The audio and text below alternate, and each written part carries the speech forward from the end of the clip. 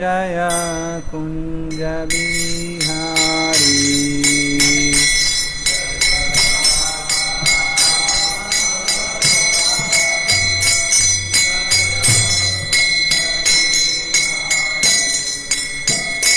जय राधा माधवा जय कुंज बिहारी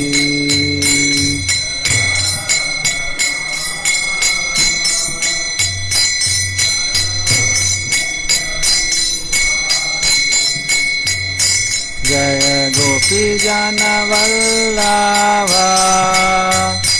जय गिरिवरधारी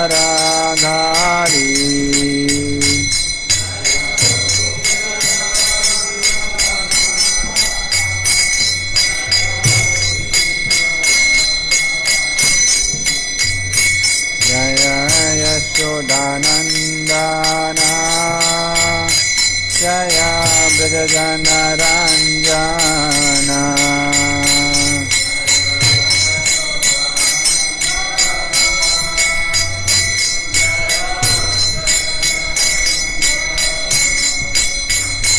जय यशोदानंदन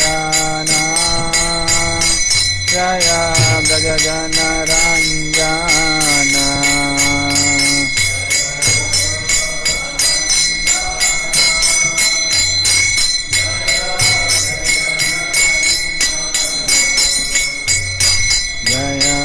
यमुना तीरावनचारी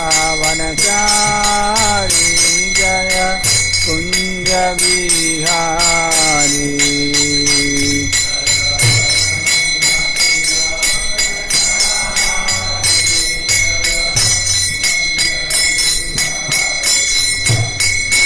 जय राधा माधवा जय कुंज बिहारी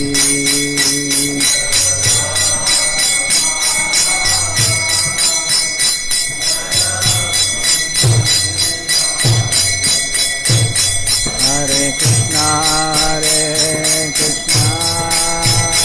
कृष्णा कृष्णा हरे हरे हरे राम राम राम हरे हरे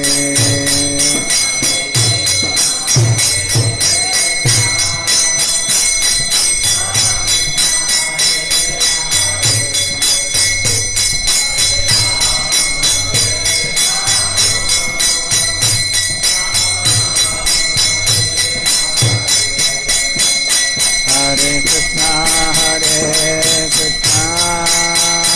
कृष्णा कृष्णा हरे हरे हरे राम राम राम हरे हरे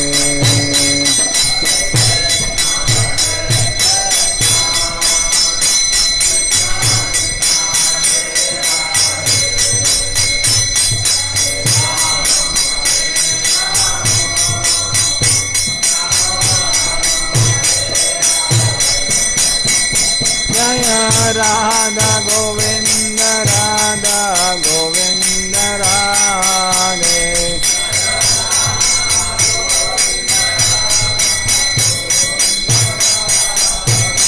जय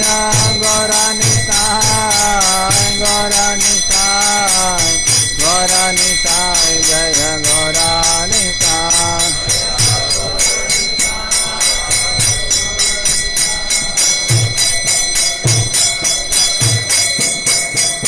जय जगन्नाथ बलदेवा जय सुभद्रा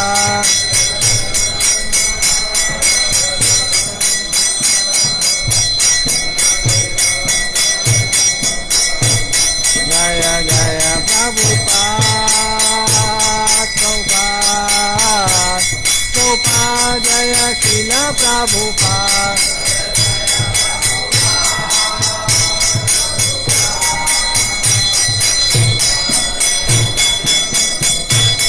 हरि बोल हरि बोल हरि बोल बोल नित्य बोल हरि बोल।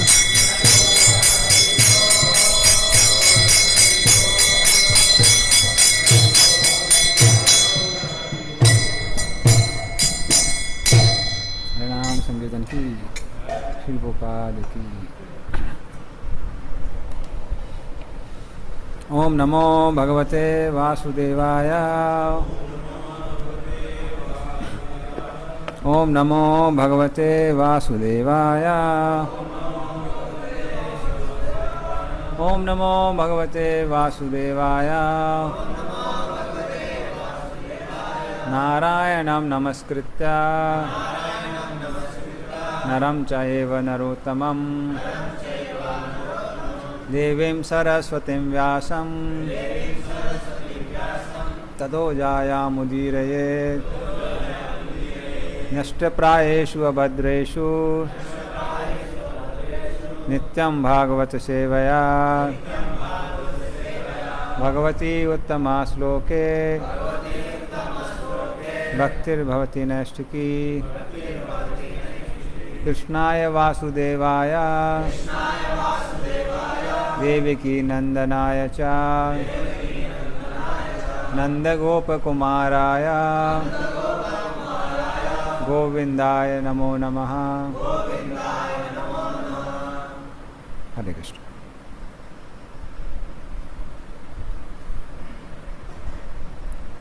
दसम स्कंद 13 नंबर अध्याय। गोप कुमार और बछड़ों का ब्रह्मा जी द्वारा चुराया जाना। श्लोक नंबर 15।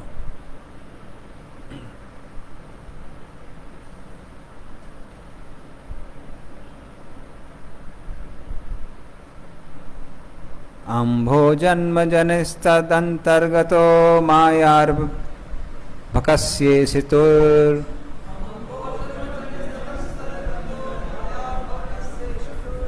द्रष्टुं मंजो महित्वम् अन्यदपि तत्वत्सानितो वत्सपान्।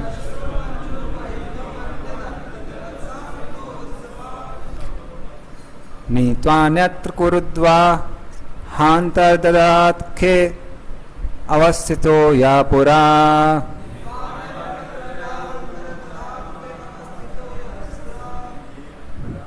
दृष्ट्वा घासुर्मोक्षणं प्रवता प्राप्ता परं विस्मयम्।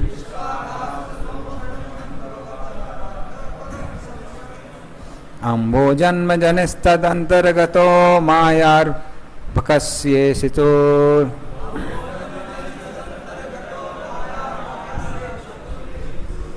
द्रष्टुं मंजो महित्तमन्नदपि तद्वत्सानितो वत्सपान्।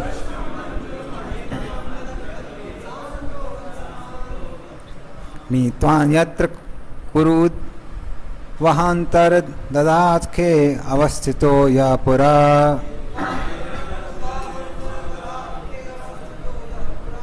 दृष्ट्वा घासुर्मोक्षणं प्रवता प्राप्ता परं विस्मयम्। अम्भो जन्म जनिस्तदंतर्गतो मायार्भकस्येषितुर्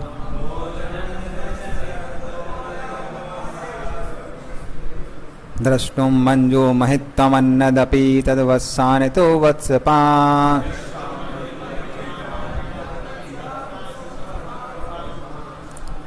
नीत्वान्यत्र कुरुद्वहान्तर्ददात्खे अवस्थितो या पुरा।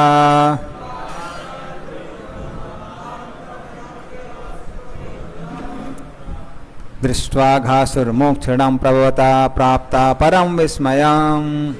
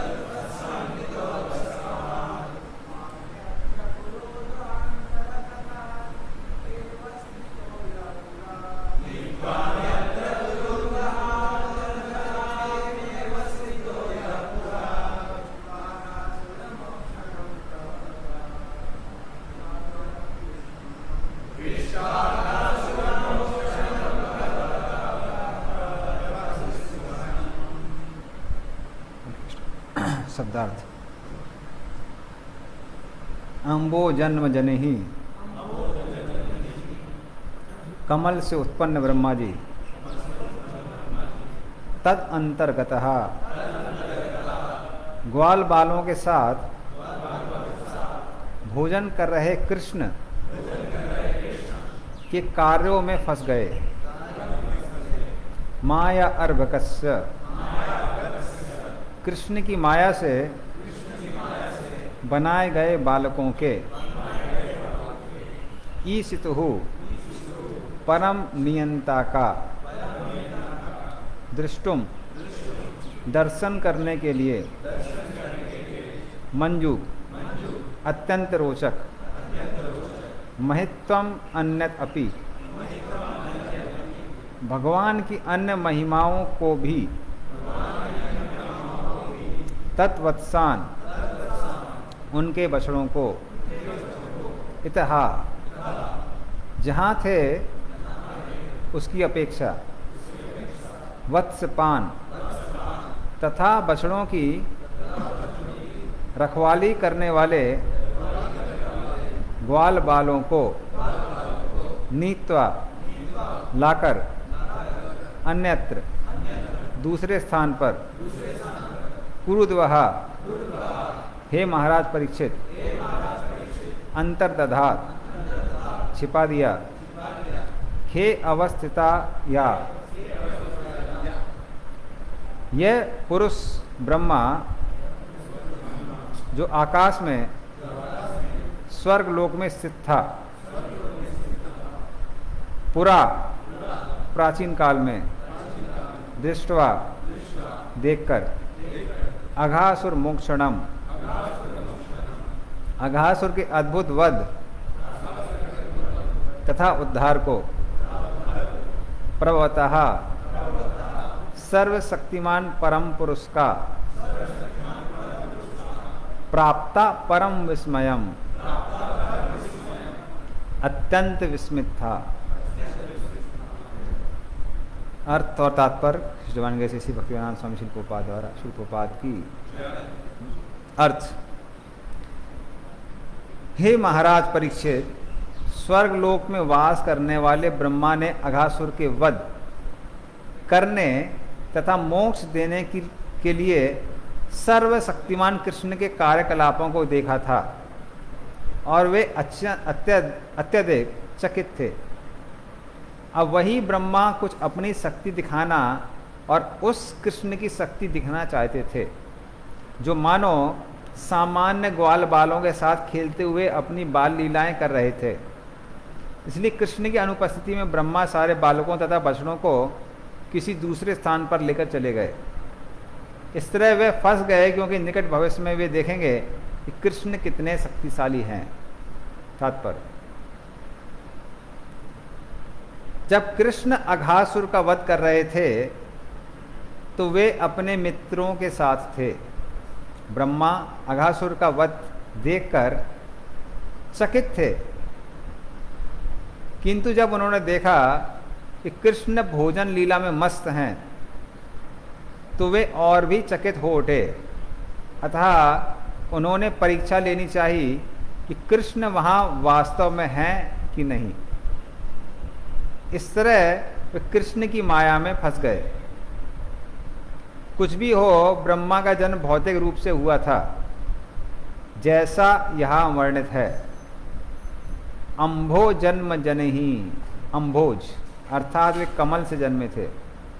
इससे कोई अंतर नहीं पड़ता कि वे कमल से उत्पन्न हुए थे, किसी मनुष्य, पशु या भौतिक पिता से नहीं।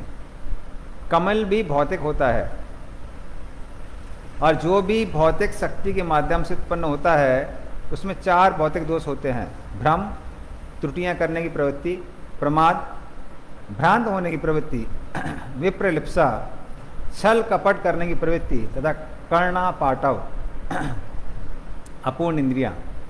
इस तरह ब्रह्मा भी फंस गए।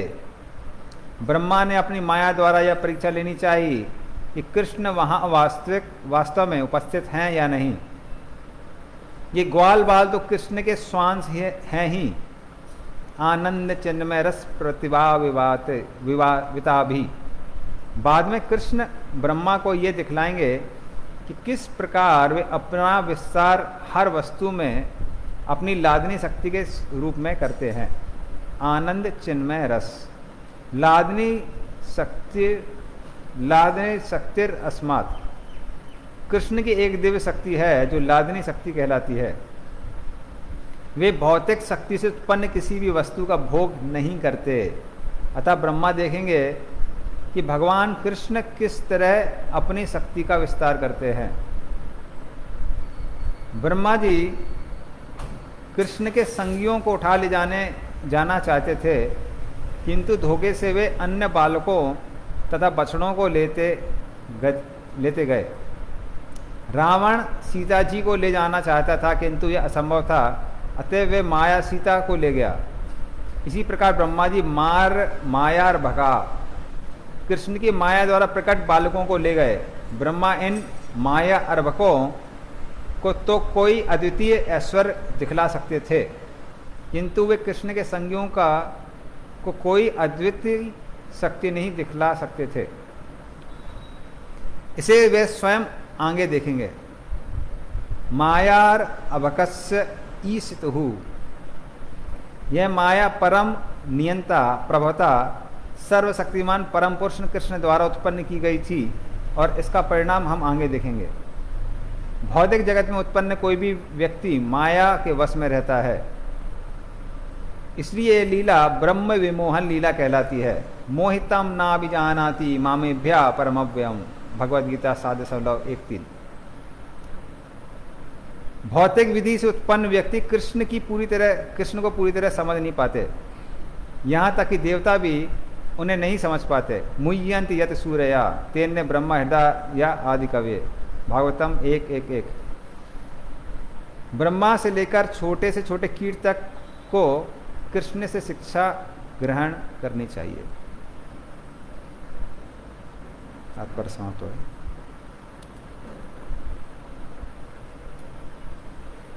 ओमज्ञानतिमिरन्धस्य ज्ञानाञ्जनशलाकया चक्षुरुन्मिलितं येन तस्मै श्रीगुरवे नमः।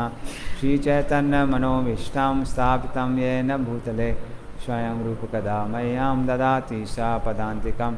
वन्देऽहं श्रीगुरोः श्रीयुतापदकमलं श्रीगुरून् वैष्णवांश्च श्रीरूपं साग्रजातां सागना रघुनाथामितं तं सजीवं साद्वैतं सावधूतं परिजनासहितं कृष्णचैतन्यदेवं श्रीराधाकृष्णपादान् सागना ललिता श्रीविशाखान्वितांश्च।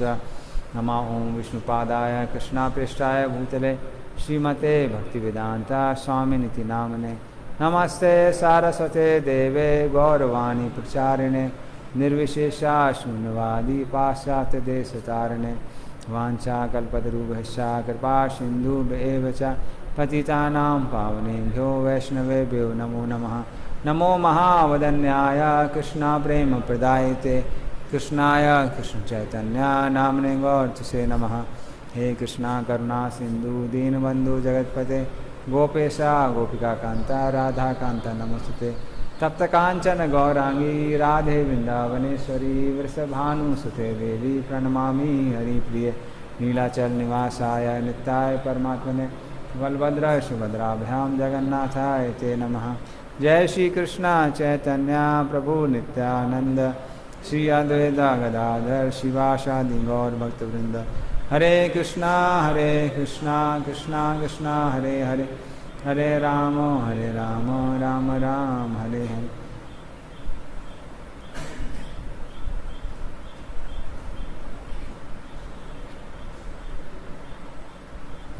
हरे कृष्ण।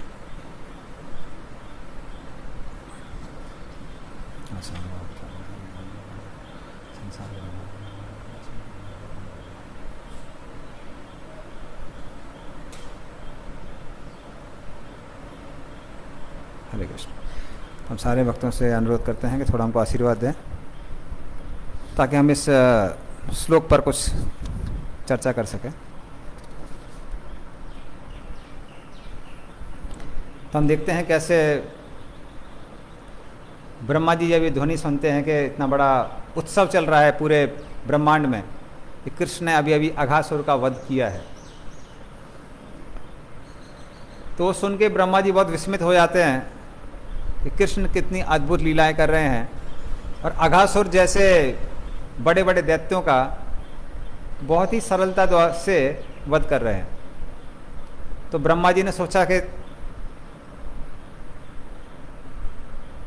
कृष्ण की शक्तियों को थोड़ा देखते हैं और अपनी शक्तियों का भी थोड़ा प्रदर्शन करते हैं। तो ब्रह्मा जी के मन में चल रहा था कि मैं कुछ प्लान बना के ऐसा करूंगा कि मैं अपनी शक्ति का प्रदर्शन करूंगा और फिर कृष्ण अपनी शक्तियों का प्रदर्शन करेंगे। तो जब ब्रह्मा जी ऊपर से देखते हैं वही सब लीला कि कैसे कृष्ण गोप बालकों के मुंह से खा रहे हैं, उनका जूठा खा रहे हैं, तो ब्रह्मा जी विस्मित हो जाते हैं और फिर सोचते हैं कि ये उचित समय है अपनी शक्तियों को दिखाने का और देखते हैं कृष्ण की कितनी शक्ति है। तो कृष्ण जब गोप बालकों से कहते हैं कि आप डिस्टर्ब मत होइए, क्योंकि जो बछड़े थे, बछड़े हरी घास के पीछे भागते भागते वन में काफ़ी अंदर चले गए थे, तो वहाँ दिखाई नहीं दे रहे थे। क्योंकि गाय मतलब खाना, भोजन, गाय को भोजन बहुत पसंद है और हर गाय का कुछ ना कुछ फेवरेट होता है। तो हमारा गोकर्ण एक बार तोड़ ताड़ के सब बाहर चला गया था। तो गांव में सुबह से शाम तक हमारे 4 भक्त लगे हुए थे, तो पकड़ नहीं पा रहे थे उसको, अंदर गांव में घुस गया था। 2 साल पहले की बात है। तो वो लोग टायर्ड हो गए, वो लोग वहीं पे लेट गए खेत में, बोले पकड़ा नहीं जाएगा। तब निमाई को याद आया कि अरे ये इसको केला बहुत पसंद है, तो केला दिखा दिखा के यहाँ तक लेके आए। तो लोग स्कूटी में जा रहे थे, केला पीछे दिखा रहे थे और वो केला खाने के लिए आगे भाग रहा था। तो केला दिखा दिखा के अंदर लेके आए। तो इस तरह से बछड़े जो थे वो भी घास खाने के चक्कर में वन में अंदर प्रवेश कर जाते हैं। तब सारे गोप कुमार बोलते हैं अरे हम तो, हमारे बछड़े यहाँ वहाँ चले गए हैं, अभी हम क्या करेंगे। तो कृष्ण बोलते हैं आप चिंता मत करिए, मैं बछड़ों को वापस लेके आता हूँ, आप आराम से यहाँ पे बैठकर भोजन कीजिए। और जब बछड़े अंदर प्रवेश कर जाते हैं वन के अंदर, तो ब्रह्मा जी सोचते हैं ये उचित समय है। वहाँ किसको गायब कर देते हैं, सारे बछड़ों को गायब कर देते हैं। और जब कृष्ण उनको ढूंढने के लिए जाते हैं, क्योंकि कृष्ण अभी अलग हो गए थे, तो यहाँ पे सारे गोप कुमारों को भी गायब कर देते हैं। और ब्रह्मा जी के मन में चल रहा था कि अभी तो मैंने अपनी शक्ति का प्रदर्शन कर दिया है, अभी मैं उनको छुपा दूंगा। फिर देखते हैं कृष्ण क्या करते हैं। कृष्ण क्या समझ पाएंगे कि मैंने ये सारा कार्य किया है, या फिर कृष्ण मेरे पास आके प्रार्थना करेंगे, बोलेंगे अरे ब्रह्मा जी बछड़ों को वापस कर दीजिए। और या फिर तीसरा ऑप्शन ये है कि कृष्ण साथ समझ ही नहीं पाएंगे क्या हुआ है क्या नहीं हुआ है। तो इस तरह से ब्रह्मा जी सोच रहे थे कि देखते हैं क्या होता है। तो वो भी पार्टिसिपेट करने लगते हैं। इसलिए कृष्ण का एक नाम है देव देव जनार्दन। भगवत गीता में आता है, अर्जुन जब कृष्ण की प्रशंसा करते हैं तब बोलते हैं देव देव जनार्दन। देव देव क्यों बोलते हैं? देव का मतलब है वो लोग जो क्रीड़ा करते हैं, जो लोग खेलते हैं, क्रीड़ा करते हैं, उनको देव कहते हैं। तो क्योंकि देवता हमेशा भौतिक क्रीड़ाएं करते रहते हैं, भौतिक आनंद लेते रहते हैं, इसलिए उनको देव कहा जाता है। और देव देव का मतलब है जो देवताओं के साथ भी खेलते हैं, इसलिए कृष्ण को देव देव कहा जाता है। तो जो देवता लोग हैं वो सामान्य जीवों के साथ खेलते हैं, भौतिक वस्तुओं के साथ खेलते हैं, पर जो कृष्ण है वो देवताओं के साथ भी खेलते हैं। तो उसमें सभी ब्रह्मा जी, तो ब्रह्मा जी सोच रहे थे कि वो कृष्ण के साथ खेलने के लिए आए हैं, पर कृष्ण उनके साथ खेल रहे थे। तो इस तरह से ब्रह्मा जी के मन में ऐसा विचार आता है।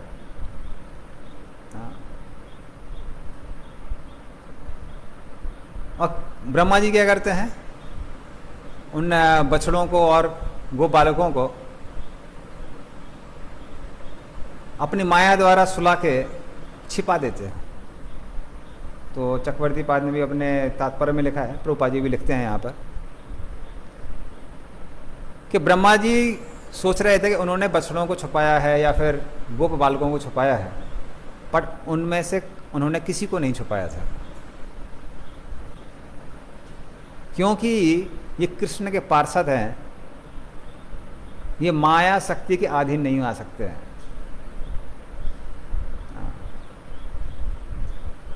माँ में वे प्रपद्यन्ते माया में तम तरंति थे। तो जो कृष्ण की शरण में जाते हैं वो भौतिक माया के अधीन नहीं रहते हैं, वो भौतिक माया के परे रहते हैं।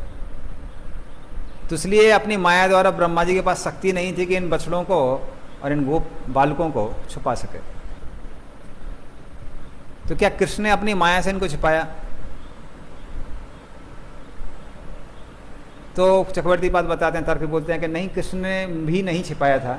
ऐसा नहीं है कि कृष्ण की शक्ति के कारण वो लोग सो गए और फिर ब्रह्मा जी उनको लेके चले गए, ऐसा भी नहीं था। क्योंकि बाद में ब्रह्मा जी बोलते हैं, कहते हैं कि इन गोप बालकों को तो मैंने अपनी शक्ति से छिपाया था। इसका मतलब ब्रह्मा जी को ये कंफर्म था कि मेरी शक्ति ही द्वारा छिपाए गए हैं। तो फिर वो तर्क देते हुए चक्रवर्ती पाद बोलते हैं कि इसका मतलब यह है कि योग माया ने अपनी शक्ति द्वारा इन बछड़ों को छिपा दिया और फिर कुछ माया बछड़ों को, जो कि महामाया के बने हुए थे, उनको और महामाया के बने हुए गोप कुमारों को वहाँ रखा, जिनको ब्रह्मा जी चुरा के लेके गए। और ब्रह्मा जी सोच रहे थे कि मैं गोप कुमारों और बछड़ों को लेके गया हूँ, तो ब्रह्मा जी असली बछड़ों को और गोप कुमारों को ले नहीं जा पाए। हाँ, एक और प्रभुपाद जी उदाहरण देते हैं सीता जी का भी, कि सीता को रावण सोच रहा था कि मैं सीता को चुरा के लेके जाऊंगा, लेकिन वो सीता को नहीं ले जा पाया, माया सीता को लेके गया। तो भक्ति सिद्धांत सरस्वती उपाख्यान है, उपदेश या उपदेश उपाख्यान, तो उसमें एक कहानी सुनाते हैं। तो कहते हैं कि एक बार की बात है कि एक व्यापारी जो अपने आप को बहुत बुद्धिमान समझता था, तो उसने देखा एक लोहे का टुकड़ा था उसके पास जिसमें बहुत जंग लगी हुई थी। तो वो लोहार के पास जाता है, लोहार से बोलता है, कहता है मुझे एक कुल्हाड़ी बनवानी है। तो लोहार बोला अच्छा है, आप क्या करिए, अगर आप मेरे को अच्छा सा स्टील का टुकड़ा देंगे तो मैं क्या करूँगा, उससे अच्छी कुल्हाड़ी बना दूंगा। तो बोलता है कि और उसका कुछ चार्ज देना पड़ेगा। तो वो व्यक्ति बोलता है, कहता है कि ऐसा नहीं है, मेरे पास बहुत अच्छा सा स्टील का टुकड़ा, बहुत बड़ा टुकड़ा है, तुम मेरे लिए कुल्हाड़ी बना देना और जो बचेगा वो तुम्हारा। तो वो सोचता है कि ठीक है, अभी डील फाइनल हो गई है तो खर्चा कुछ करना नहीं पड़ेगा, ऊपर से वैसे भी एक खराबी हो रहा है लोहा, तो एक कुल्हाड़ी भी मिल जाएगी। तो वो अपने बेटे से वो लोहे का टुकड़ा भेजता है, जंग लगा हुआ। और जब लोहार देखता है, लोहार समझ जाता है, वो बोलता है तो चीटिंग करने की कोशिश कर रहा है। और लोहार क्या करता है, उसी टुकड़े को गला के रखता है। और जब वो व्यक्ति कुल्हाड़ी लेने के लिए आता है तो उसके हाथ में एक पतली सी लोहे की पत्ती पकड़ा देता है। तो बोलता है ये क्या है, बोले ये तुम्हारी कुल्हाड़ी है। तो जैसा माल देगो वैसे ही प्रोडक्ट मिलेगा। तो भक्ति सिद्धांत सरस्वती वहाँ पे लिखते हैं तात्पर्य में, कहते हैं कई बार लोग सोचते हैं कि हम थर्ड क्लास काम करके फर्स्ट क्लास रिजल्ट लेके आएंगे। तो भक्ति में भी ऐसा सोचते हैं। तो भक्ति में जब कुछ नियम कानून बताए जाते हैं तो लोग सोचते हैं कि नहीं नहीं, उतना फॉलो करने की ज़रूरत नहीं है, आराम से अपना इंद्रिय तृप्ति भी करते रहेंगे, भक्ति भी करते रहेंगे और अल्टीमेटली सब भगवत धाम चले जाएंगे, कोई दिक्कत वाली बात नहीं है। तो भक्ति सिद्धांत सरस्वती बोलते हैं इस तरह से व्यक्ति भगवान को या आचार्यों को मूर्ख नहीं बना सकता है, वो अपने आप को ही मूर्ख बनाता है। और उसमें वो ये उदाहरण देते हैं माया सीता का। वो कहते हैं कि रावण सोच रहा था कि वो सीता को चुरा के लेके जाएगा, पर वो सीता को नहीं, माया सीता को लेके गया। तो इस तरह से वो व्यक्ति अपने आप को ही ठग लेता है, दूसरों को नहीं ठगता है। तो वो इसका उदाहरण देते हैं उधर पे माया सीता का। तो हम भगवान को मूर्ख नहीं बना सकते हैं, अपने आप को मूर्ख बना सकते हैं, क्योंकि जो नियम है, नियम है, और वो अपने अनुसार ही कार्य करते हैं। चीज़ें अपने अनुसार कार्य करती हैं। एक बार की बात है कि एक चोर था, तो काफ़ी लंबे समय तक जेल में रह के आया, और जब वापस आया तो अपने और साथियों को अपनी कहानी सुनाने लगा। बोले जेल में रह के आए हो, कर मुझे कौन जेल में रखेगा। बोले अच्छा। बोले हाँ, जैसे ही मैं जेल में गया तो जेलर था, उसने ताला लगाया जेल में, और वो सोच रहा था कि ताले से मुझे बंद कर देगा। तो जैसे ही जेलर गया, मैंने ताले की ओर देखा और जोर से लात मारी ताले पे, और बस टूट गया। बोला अरे ताला टूट गया। बोले नहीं, टांग टूट गई।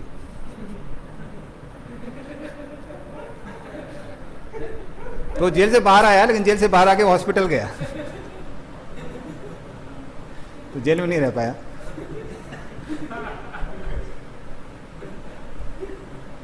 तो इस तरह से हम भगवान के बनाए हुए नियमों को नहीं तोड़ सकते हैं, अपने आप को नियमों के खिलाफ तोड़ सकते हैं।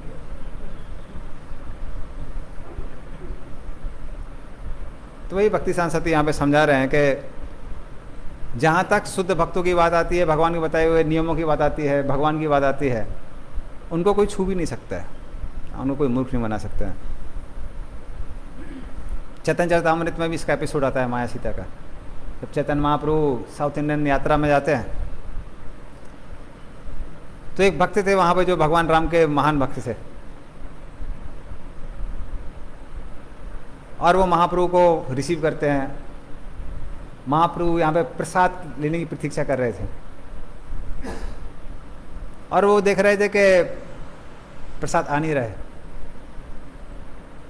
तो बोले कि प्रसाद नहीं आ रहा है, तो बड़े दुखी थे। बोले कौन कुकिंग करेगा, कौन क्या करेगा। रावण ने तो सीता जी का हरण कर लिया है, और सीता जी का क्योंकि रावण ने हरण कर लिया है, हम सहन नहीं कर सकते। तो महाप्रभु समझाने का प्रयास करते कि नहीं, वो सीता जी का नहीं, माया सीता का हरण किया था। और फिर महाप्रभु जब आगे जाते हैं तो एक मंदिर में उनको कुर्म पुराण से कुछ लोग पंडित लोग वहाँ पढ़ रहे थे, जहाँ पे डिटेल आता है कैसे रावण ने जिस सीता का हरण किया था वो माया सीता थी। और जब महाप्रभु वापस उन भक्त के घर में जाते हैं और जब ये एपिसोड बताते हैं तो वो बहुत प्रसन्न हो जाते हैं। और फिर उसके बाद में फिर प्रसाद की प्रतीक्षा चल रही थी, फिर भी लेट होता जा रहा था। महाप्रभु बोले कि क्या हुआ, अभी तक प्रसाद आया नहीं। तो बोले कि लक्ष्मण जी अभी सब्जी लेके अभी तक आए नहीं है, लक्ष्मण जी थोड़ा लेट हो गया, अभी तक सब्जी लेके नहीं आए। तो महाप्रभु समझ जाते हैं कि इनका मूड कुछ अलग है, वो इस जगत में नहीं है।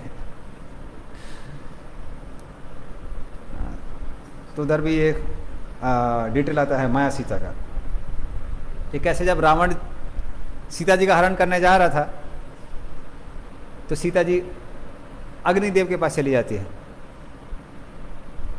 और रावण जो सीता का हरण लेकर करके जाता है वो माया सीता है, और वही माया सीता उनके विध्वंस का कारण बनती है। और जब अग्नि परीक्षा होती है तो जो सही सीता थी वो वापस आ जाती है। तो उसी तरह से यहाँ पे ब्रह्मा जी भी जिन गो बालकों का हरण करके लेके जाते हैं, बछड़ों का हरण करके लेके जाते हैं, वो सबके सब माया के बने हुए थे, क्योंकि जो कृष्ण की शक्ति है उसको कोई छू नहीं सकता है। प्रभुपाद जी यहाँ और भी डिटेल लिखते हैं कैसे कृष्ण मात्र लादनी शक्ति का आस्वादन करते हैं। तो इसलिए भौतिक जगत और आध्यात्मिक जगत देखने में एक जैसा दिखाई पड़ता है, पर उसमें बहुत अंतर है, क्योंकि ये परछाई है, इसलिए देखने में वैसा ही लगता है। जैसे कि आम में और आम की परछाई में बहुत अंतर है,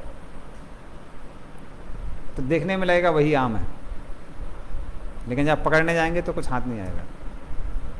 तो उसी तरह से जो 3 गुण हैं, सत्वगुण, रजोगुण, तमोगुण, वो संविद, संदनी और लादनी के प्रतिबिंब हैं, the reflection of internal energy of the Lord. तो भले देखने में एक जैसा लगता है, पर परिणाम वैसा नहीं होता है। और क्योंकि हम भी आध्यात्मिक हैं, इसीलिए कोई भी भौतिक चीज़ हमको संतुष्ट नहीं कर सकती है, मात्र आध्यात्मिक चीज़ें ही हमको संतुष्ट कर सकती है। पर यदि उनको हमको प्राप्त करना है, तो हमको जो आचार्य हैं, आचार्य के पद चिन्हों पे चलना पड़ेगा। यदि हम आचार्यों के पद चिन्हों पे चलेंगे, तभी हम चीज़ों को ठीक से समझ सकते हैं। अन्यथा हम भी क्या होंगे, ये माया द्वारा भ्रमित हो सकते हैं, जिस तरह से यहाँ पर ब्रह्मा जी भ्रमित हुए हैं। तो वैसे ब्रह्मा जी भी हमारे आचार्य हैं, लेकिन और भी वैष्णवों से अगर कंसल्ट किया होता तो शायद इतनी सारी लीला नहीं होती। वैसे भगवान की इच्छा थी, इसलिए लीला हुई है, ये असली कारण है। तो इसलिए भक्तों के पद चिन्हों पर चलना सबसे सरल और प्रमाणिक है। तो उससे क्लियर हो जाता है कि कैसे हम सही मार्ग पर चल रहे हैं या फिर नहीं चल रहे हैं। अन्यथा भगवान की माया बहुत शक्तिशाली है, किसी को भी भ्रमित कर सकती है। इसलिए हम लोग बहुत सारे एटिकेट्स भी फॉलो करते हैं, आचार्यों की उपासना करते हैं, आचार्यों के ही तात्पर्य सुनते हैं, आचार्यों की वाणी सुनते हैं, किसी और से नहीं सुनते हैं। अवैष्णव मुखोदगीर्णम पूतम हरि कथामृतम श्रवणम नैव कर्तव्यम सर्पोचिष्टम यथापया। तो जो लोग अवैष्णव हैं, वैष्णव नहीं है, उनके मुंह से हरि कथा भी नहीं सुननी चाहिए। क्यों? क्योंकि वो कथा उस तरह से है जैसे दूध को अगर मान लीजिए सांप छू जाता है तो वो दूध पोषण नहीं देता है, वो शरीर को हानि पहुंचाता है, क्योंकि उसके अंदर विष प्रवेश कर गया है। उसी तरह से जो बाहर के लोग हैं वो कभी कभी हरि कथा भी बोलते हैं, तो क्या करते हैं, अपने उसमें कंसेप्शन घुसा देते हैं। रिसेंटली व्हाट्सएप में किसी ने मुझे वीडियो भेजा था, तो उसमें व्यक्ति ऐसा लग रहा था कि कृष्ण चेतना के बारे में बोल रहा है। तो उनको लगा शायद इस्कॉन का आदमी है, तो वीडियो भेज दिया। पर उस व्यक्ति का कंसेप्शन क्या था? उस व्यक्ति का कंसेप्शन था, वो बोल रहा था कि आपने भगवान को क्यों फोटो में, मूर्तियों में बांध के रखा हुआ है? भगवान तो सब जगह हैं, इसलिए कृष्ण को सब जगह देखना चाहिए। और कृष्ण हमेशा आपके साथ रहते हैं, तो आप कोई गलत काम नहीं कर सकते हैं, आप झूठ नहीं बोल सकते हैं, चोरी नहीं कर सकते हैं, किसी के साथ दगाबाजी नहीं कर सकते हैं, कृष्ण क्योंकि हमेशा आपके साथ हैं। तो मान लीजिए कृष्ण आपके बगल में रहते हैं, तो कृष्ण के सामने आप कैसे गलत काम कर सकते हैं? तो ऐसे लोगों का कंसेप्शन क्या होता है? ऐसे लोगों का कंसेप्शन होता है कि धर्म इसलिए करना चाहिए ताकि आप अच्छे बने रहें। तो धर्म इसलिए नहीं करना चाहिए कि अच्छे बने रहें, अच्छा इसलिए बने रहना चाहिए ताकि आप धर्म कर सकें। अच्छाई धर्म के अधीन है, धर्म अच्छाई के अधीन नहीं है। तो हम लोग सत्वगुण का विकास करते हैं, अच्छे गुण अपने जीवन में लाते हैं ताकि हम कृष्ण की सेवा कर सकें, ना कि हम कृष्ण को इसलिए रखते हैं ताकि हम अच्छे बने रहें। वो गोल नहीं है। तो ऐसे लोग क्या करते हैं, सटली कुछ जहर डाल देते हैं लोगों की चेतना के अंदर, और लोगों का भगवान के अस्तित्व पर जो विश्वास है वो धीरे धीरे करके ख़त्म होने लगता है। उनको लगता है कि धर्म इसलिए बना है, भगवान इसलिए बनाए गए हैं ताकि लोग अच्छाई के मार्ग पर चलते रहें। तो इसलिए ऐसे लोगों से नहीं सुनना चाहिए। और इसलिए इतने सारे हम लोग एटिकेट फॉलो करते हैं कि आचार्यों की उपासना करते हैं, व्रत रखते हैं जब उनके आविर्भाव या तिरुभाव दिन के दिन होते हैं, उनको प्रणाम करते हैं। तो इस तरह से बहुत सारे एटिकेट फॉलो करते हैं। तो एक और छोटा सा एटिकेट जो हमको एकलव्य प्रभु एक बार बता रहे थे। एकलव्य प्रभु भी जय पताका महाराज को कोट कर रहे थे कि जब बेंगलोर का जो मंदिर है हरे कृष्णा हिल, तो उसका जब इनॉग्रेशन चल रहा था, जय पताका महाराज क्लास दे रहे थे, तो जब वो श्लोका रिसाइट कर रहे थे तो भक्त लोग किसी और मीटर में रिसाइट करने लगे। तो फिर जय पताका महाराज बोले कि this is offence towards the speaker and person sitting on व्यासासन, बेसिकली ऑफेंस टुवर्ड्स व्यासदेव। तो ये व्यासदेव के प्रति अपराध है, क्योंकि एक एटिकेट है। एटिकेट ये है कि जिस मीटर में जो व्यासासन में बैठा हुआ वो रिसाइट करता है, बाकी लोग जो फॉलो करते हैं उनको भी उसी मीटर पर रिसाइट करना चाहिए। तो ये सारे एटिकेट क्यों रखे जाते हैं? मुख्यतः इसलिए रखे जाते हैं ताकि हमारी वो प्रैक्टिस बनी रहे कि हम जो आचारगण हैं या परंपरा है उसकी प्रति कृतज्ञ रहें और आचारों के पथ पे ही चले। तो ये एटिकेट बताते हैं। तो एक और उदाहरण आता है शास्त्रों में ना, question after this, so just I will give one example. तो एक और उदाहरण आता है शास्त्रों में कि मान लीजिए वन में जो व्यक्ति खो गया है, और वन बहुत गहन है, और यदि व्यक्ति वहां पर खो गया है तो उस वन से बाहर आना बहुत मुश्किल होता है। लेकिन ऐसा खोया हुआ व्यक्ति वन के बाहर दो ही तरीके से आ सकता है, या तो उनके पद चरणों पर चल के जो वन से बाहर गए हैं उन पे चल के आप बाहर आ सकते हैं, या दूसरा तरीका होता है कि वन में अगर कोई पहाड़ है तो आप उन लोगों से पूछिए जो पहाड़ के ऊपर चढ़े हुए हैं, तो वो हमको सही मार्ग दिखा सकते हैं कि कहाँ से हम लोग कैसे वन के बाहर जा सकते हैं। उसी तरीके से जो आचार्यगण चेतना के ऊंचे स्तर पर हैं, जो कि वो व्यक्ति है जो पहाड़ के ऊपरी स्तर पर है, तो यदि हम उनसे पूछेंगे तो क्या होगा, जब वो गाइड करते हैं तो हम वन के बाहर आ सकते हैं। अन्यथा माया रूपी इस घने जंगल से को पार करना बहुत मुश्किल है।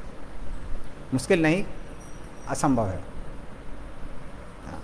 तो वो शिक्षा हम इस ब्रह्म विमान लीला से ले सकते हैं, क्योंकि ब्रह्मा जी भले ही भगवान से ही उत्पन्न हुए हैं, किंतु उनका शरीर भौतिक है, इसलिए वो भी क्या हो गए, वो भी भ्रमित हो गए। तो जब ब्रह्मा जी भ्रमित हो गए तो ब्रह्मा जी के नीचे वालों के लिए भ्रमित होना कोई असामान्य बात नहीं है। तत्सृष्ट सृष्ट सृष्टेतु कोनु अखंडित दीपमान ऋषिम नारायणामृते योसिन मय्ये माया। ये कपिल देव कहते हैं कि तत्सृष्ट, सृष्टिकर्ता जो ब्रह्मा है, और सृष्टि सृष्टेसु, उनकी जो सृष्टि है और उसके आगे जो सृष्टि है, कोनी अखंडित दीपमान, तो कौन सा ऐसा व्यक्ति है जिसकी बुद्धि स्त्री को देखकर भ्रमित ना होती हो। तो हर कोई भगवान की माया में फंस जाता है। उसको पार करना सिर्फ एक ही व्यक्ति के लिए संभव है। वो कौन है? ऋषिम नारायणामृते। तो नर नारायण ऋषि ही उनसे बचे हुए हैं, कोई और बचा हुआ नहीं है जगत में।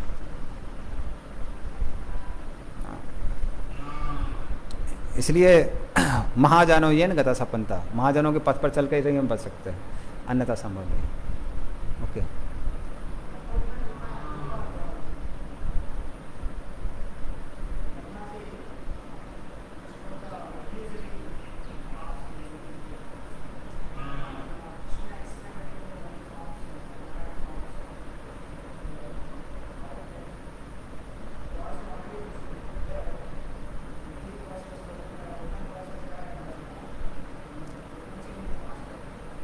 नहीं, या मैं समझ गया। तो प्रभु जी बहुत अच्छा प्रश्न पूछ रहे हैं। बोल रहे हैं क्या है, ब्रह्मा जी अगर मान लीजिए माया गोप कुमार हो या माया बछड़ों को लेके गए और बछड़े वहीं पर थे, तो फिर कैसे वो बाद में नारायण रूप में विस्तार करते हैं, मतलब नारायण के रूप में दिखते हैं बाद में ब्रह्मा जी को।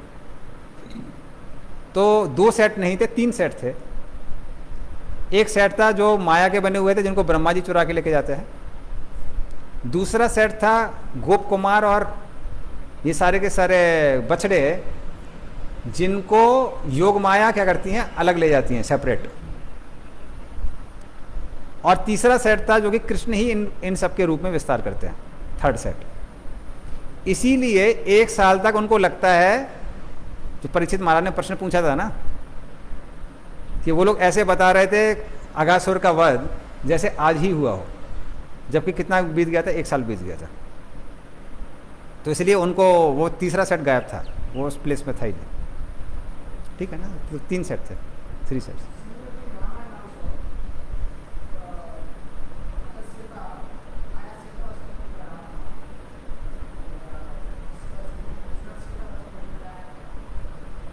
अग्निदेव,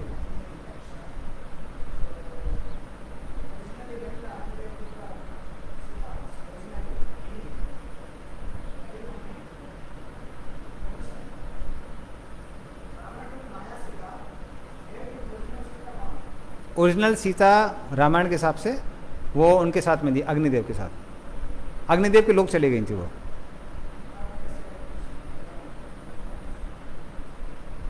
तो जो एक वर्जन है रामायण का, उसके हिसाब से मैं बताता हूँ कि जब रामायण ने सीता का हरण किया था, तो कुछ जो वाल्मीकि रामायण में ये वो नहीं आता है,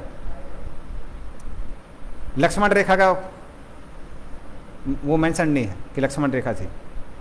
लेकिन जिन रामायण में लक्ष्मण रेखा मेंशन है, उनके अनुसार उसमें से अग्नि प्रकट हो रही थी।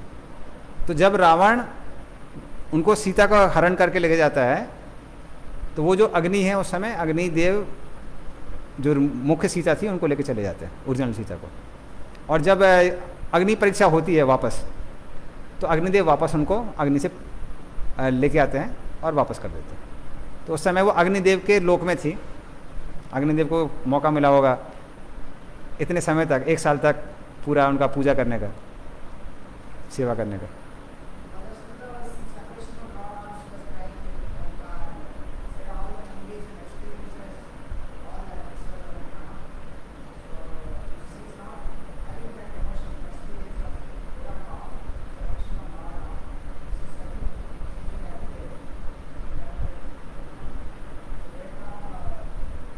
नहीं, वो राम के साथ नहीं थी ना, वो भी राम के साथ नहीं थी।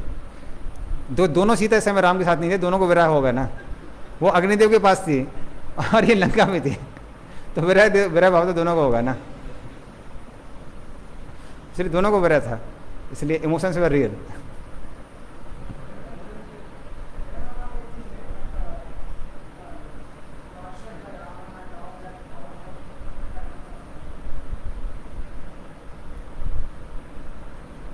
योग माया को भगवान कभी अपने ऊपर भी धारण कर लेते हैं। किसके लिए? लीला के लिए।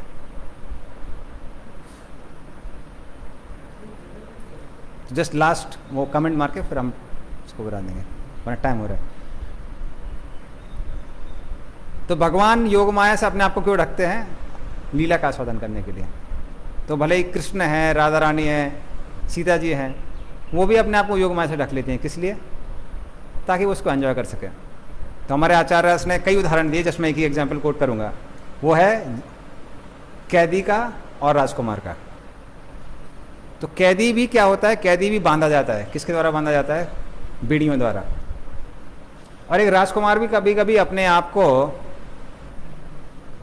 फूल माला से बांध लेता है।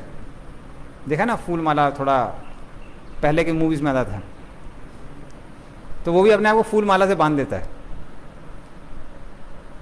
तो 2 डिफरेंसेस हैं। राजकुमार जब अपने आप को फूल माला से बांधता है, जब चाहे उसको तोड़ सकता है। कैदी जब चाहे तोड़ नहीं सकता है। दूसरा चीज, राजकुमार अपने आप को फूल माला से बांधता है एंजॉयमेंट के लिए, और कैदी के लिए फोर्सफुल है। तो उसी तरह से भगवान राम, कृष्ण, सीता जी जो भी हैं, वो भी अपने आप को कभी कभी माया से ढक लेते हैं। किस लिए? एंजॉयमेंट के लिए। और हम लोग मजबूरी में ढके जाते हैं। तो इस तरह से वो लोग भी, उनके लिए चीज़ों को भूलना, किसी चीज़ में एब्जॉर्व होना, वो उतना मुश्किल नहीं है। जब नॉर्मल आर्टिस्ट लोग कुछ चीज़ें भूल सकते हैं, जो एक्सपर्ट आर्टिस्ट होते हैं वो भी कभी कभी अपने आप का जो अस्तित्व है उसको भूल जाते हैं ताकि वो मूवी अच्छे से कर सके। तो भगवान के लिए बिल्कुल भी मुश्किल नहीं है। एक बार भक्ति पुरुषोत्तम हमारा एग्जाम्पल दे रहा था शोले मूवी का। शोले एक मूवी आई थी, छोले नहीं है, शोले।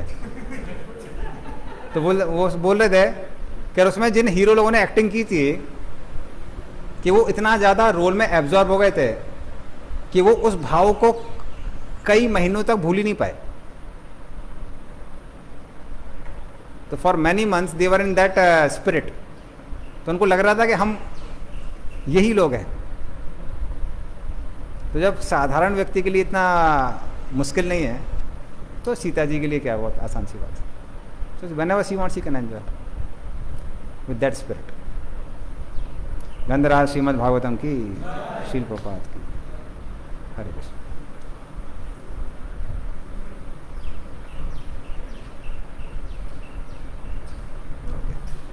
महाराष्ट्र ने कमेंट भेजा है, following same metre as the speaker is sign of subordination.